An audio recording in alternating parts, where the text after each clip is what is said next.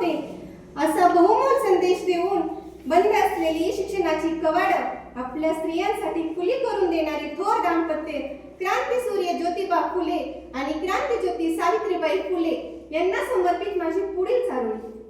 स्त्री शिक्षणासाठी झगडले एकमेकांच्या साथीने, स्त्री शिक्षणासाठी झगडले एकमेकांच्या साथीने, सोसल्या अनंत यातना, सोसल्या अनंत यातना, दिव्यासह वातीने, दिव्यासह वातीने.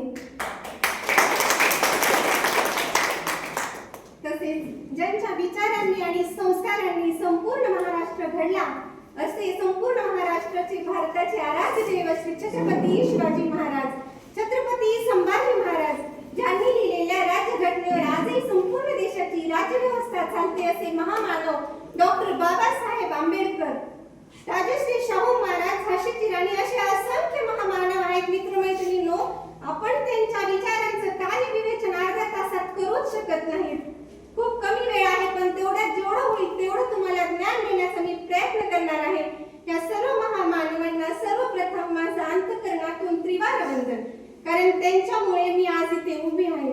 आपण पाहतो मैत्रिणींनो, सावित्रीबाई फुलेंचा संघर्ष आपल्याला आठवतो, पण सावित्रीबाई फुलेंना उभं करणारे खरे महामानव जर कोण असतील ते क्रांतीसूर्य ज्योतिबा फुले आहेत.